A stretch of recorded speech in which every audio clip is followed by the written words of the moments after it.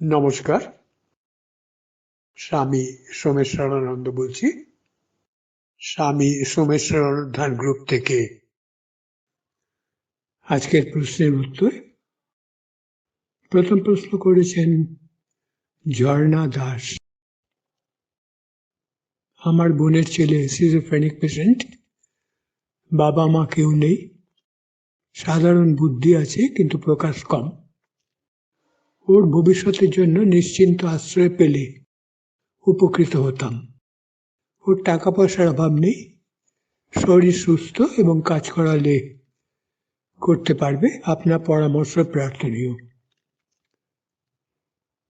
অনেক হোম আছে যেখানে তাকে রাখতে পারেন, যেখানে তার ট্রিটমেন্টও চলে, থাকার ব্যবস্থা পুনেতে আছে, বোম্বেতে আছে। আপনাকে একটু খুঁজতে হবে, ইন্টারনেটে খুঁজতে পারেন। যেখানে পেশেন্ট, নানান রকম পেশেন্ট থাকেন, শেষ বয়সেও মাঝ বয়সেও দেখার লোক আছে। ছোটখাটো একটা হাসপাতাল প্লাস যেরকম থাকে সিটিজেন হোম। আপনি এ থেকে খুঁজে নিন কিংবা ইউটিউবে দেখে নিন, সার্চ করে পেয়ে যাবেন, অথবা গুগলেও দেখতে পারেন।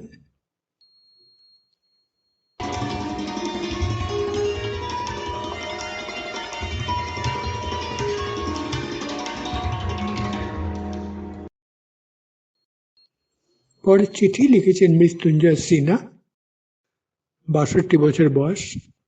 স্বেচ্ছাশ্রম নিয়ে মঠে থেকে সাধুসঙ্গ, সাহচর্য, আধ্যাত্মিক চিন্তাধারা নিয়ে থাকতে চাই।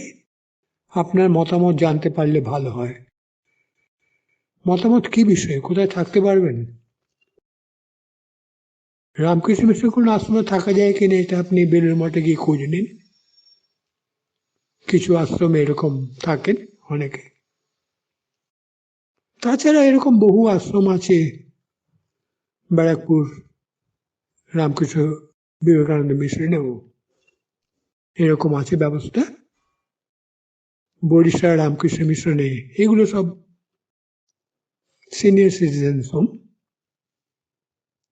তাছাড়া আদ্যাপীঠ কাছাকাছি আরো অনেক পাবেন। আজকাল তো এই ধরনের অনেক আশ্রমেও কিছু কাজ করে দিলেন, থাকলেন, এরকম ব্যবস্থা আছে। তবে আপনাকে একটু খোঁজ করতে হবে।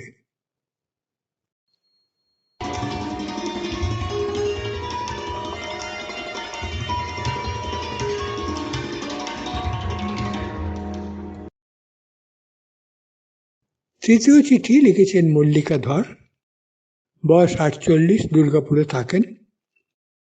মানুষের কিছু ঘটনা কষ্টের কারণ হয়, কেন? মনের ভেতর থেকে যেতে চায় না, পাপ করে অন্যজন কষ্ট পায়, এটা কেন হয়? আমি সাইকোলজি ব্যাখ্যা করতে পারি, আপনার লাভ হবে কি? কিছু ঘটনা আপনি জেনারেল ভাবে লিখেছেন, কারণ মানুষের কিছু ঘটনা কষ্টের কারণ হয়, সেটা কারোর মৃত্যুতে হতে পারে, কারোর ব্যবহারে হতে পারে।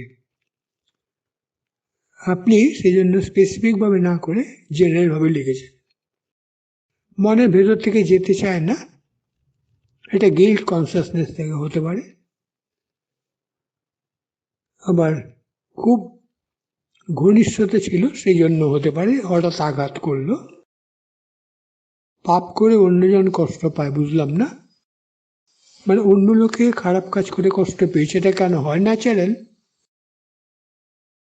এটাকে তার অসুবিধাকে আপনি নিজের অসুবিধা বলে মনে করছেন, এখান থেকে মনটাকে ওঠাবার চেষ্টা করেননি। আসলে এগুলো একটু বয়স হলে হয়, যারা ছোটবেলা বা যৌবনে এগুলো অভ্যেস না করেন।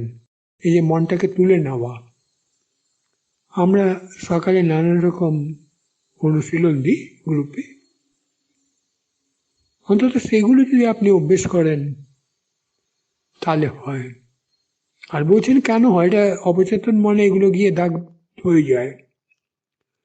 কারো কারো চেতন মন এত শক্তিশালী করে ফেলেন যে অবচেতন মনের এগুলো তার কাছে কোনো কষ্টই হয় না। তা সেই যে আপনার ক্ষেত্রে কেন হচ্ছে আমি বলতে পারবো না, তবে এটা বিভিন্ন রকম কারণ আছে। এক হচ্ছে অ্যাটাচমেন্ট, আসক্তি। দ্বিতীয়ত গিল্ট কনসিয়াস। নানা রকম কারণ হতে পারে। আপনি ঘটনা না বললে এগুলো স্পেসিফিক করে বলা যায় না, কারণ একই কারণে বিভিন্ন কাজ যেমন হয় ঠিক তেমনি বিভিন্ন কারণে এক ধরনের কাজও হয়। এখানে কোনটা হয়েছে আমার পক্ষে ঠিক বলা মুশকিল, কারণ ডিটেলস নেই।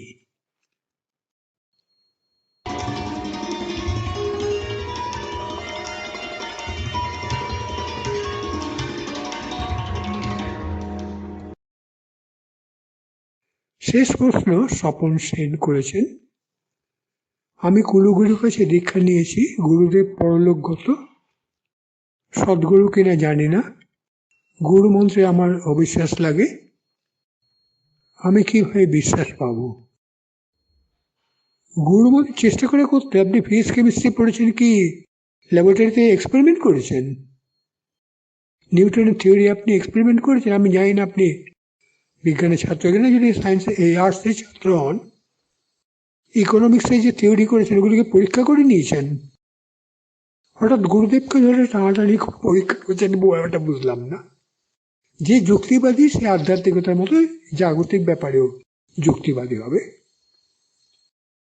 আর বিশ্বাস সবার মধ্যে বিশ্বাস আছে। আপনাকে আপনার মা খেতে দিলেন, আপনি বলছেন না আমি পরীক্ষা করে আগে দেখি এটা বিশ্বাস আছে কি না, আমি না মেনে বিশ্বাস করব না, এটা হতে পারে না।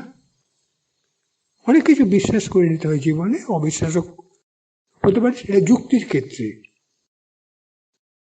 সদ্গুরু কি করে আপনি চিনবেন? সদ্গুরু কাকে বলছেন এই বিষয়ে আপনার কাছে পরিষ্কার ধারণা আছে তো? সদ্গুরু অসৎগুরু কিরকম? আর বিশ্বাস পাবো আমার মনে হয় আপনার বেসিক্যালি কোথাও একটু রয়েছে। আপনি বিশ্বাস হওয়ার আগে হয়তো দীক্ষা নিয়ে ফেলেছেন, ফলে সন্দেহ আশঙ্কা এগুলো দীক্ষার পরে এসেছে। যে জন্য আমি বলি যতক্ষণ না মন থেকে সায় দিচ্ছে দীক্ষা নেবেন না। হতে পারে আপনার ক্ষেত্রে বাড়ির লোকেরা জোর করে করিয়ে দিয়েছে। বিশ্বাস গুরুর উপর নির্ভর করার দরকার হয় না। ক্লাসে একই শিক্ষক 30 জনকে পড়াচ্ছেন, কেউ 95% পাচ্ছে, কেউ ফেল করছে, দোষটা তো শিক্ষকের নয়, দোষটা ছাত্রের। সাধন যুগলে তেমনি গুরুর চেয়ে বেশি কাজ করে শিষ্যের সাধনা। আর কি করে বিশ্বাস পাবো? আপনাকে তাহলে এক্সপেরিমেন্ট করে দেখতে হয়। ঠাকুর যেমন এক্সপেরিমেন্ট করে বিশ্বাস করেছেন, শাস্ত্র পরে বিশ্বাস করেননি। আপনি কি সেটা করতে রাজি আছেন? সেটা করতে পারেন। আর না হলে বলে ঠিক আছে, বিজ্ঞানে যাকে বলে হাইপোথেসিস, আগে বিশ্বাস করে নিয়ে তারপরে এগুচ্ছেন। এটার প্রমাণ এখন আপনি পাবেন না, পরে পাবেন আর একটু উচ্চ হায়ার স্টাডিজে গেলে, যেটা বিজ্ঞানে বলছে। এবং বিজ্ঞানের অধিকাংশ তত্ত্ব হচ্ছে হাইপোথেসিস, ট্রুথ একটাও নয়। কেন? বিজ্ঞানের প্রতিটি তত্ত্ব থিওরি ভবিষ্যতে পাল্টে যেতে পারে। মাধ্যাকর্ষণ শক্তির সম্বন্ধে নিউটন যা বলেছিলেন, আইনস্টাইন একেবারে পুরো উল্টো কথা বললেন। এই পৃথিবীর আর সূর্যের টানটানি কোনো ব্যাপারই নেই, আকর্ষণের কোনো ব্যাপারই নেই, কার্ভেচার অফ স্পেস। আবার ব্ল্যাক হোল সম্বন্ধে আইনস্টাইন যা বলেছেন, স্টিফেন হকিং সেটা মানেননি। হকিংস রেডিয়েশন, তিনি আরেকটা তত্ত্ব দিলেন। তা বিজ্ঞান তো পুরো বিশ্বাসের ব্যাপার। আপনি যদি বিজ্ঞানের ছাত্র, আপনি অর্থনীতির ছাত্র হলে তো বিশ্বাসের ব্যাপার। ইতিহাসের ছাত্র বিশ্বাস করতে হবে আপনাকে। আপনি তো আর গিয়ে দেখতে পারবেন না যে বাবরের ছেলে সত্যি সত্যি ইয়েরা ছিলেন কিনা, কিংবা শাহজাহানের 4 ছেলে 2 মেয়ে ছিল কিনা। বিশ্বাস। স্কুল কলেজে পড়া পুরো বিশ্বাসের উপর, সেটা আপনি আর্টসের ছাত্র হন কি সায়েন্সের। জীবনে পুরো আপনি খেতে যাচ্ছেন বিশ্বাস, অফিসে কাজ করছেন কেন? মাইনে তো দেবে মাসের পর। যদি না দেয় মাইনে, আপনি বিশ্বাস করছেন যে হ্যাঁ আমি যদি 30 দিন কাজ করি মাসের শেষে বা পরের মাসের প্রথম সপ্তাহে মাইনে পাবো, এই বিশ্বাসে তো কাজ করছেন। জৈবরত্ব অধিকাংশ জিনিস দাঁড়িয়ে আছে বিশ্বাসের ওপর। তা বিশ্বাস ছাড়া হয় না। আর যদি বিশ্বাসের পুরো না করতে পারেন, পরীক্ষা করে দেখুন, যেমন ঠাকুর পরীক্ষা করেছেন। সেই রকম বিশ্বাস পাওয়া যায় না, বিশ্বাস করতে হয় জোর করে। যেমন বিজ্ঞানে বিশ্বাস করতে হয় জোর করে, সেই রকম। তা আপনি দেখুন, প্রথমে জোর করে দেখুন করে কিছু পান কিনা, আর না হলে এক্সপেরিমেন্ট করে দেখুন কোনটা আপনার টেক লাগে। আজ তাহলে এখানেই শেষ করি। নমস্কার, সবাই ভালো থাকুন।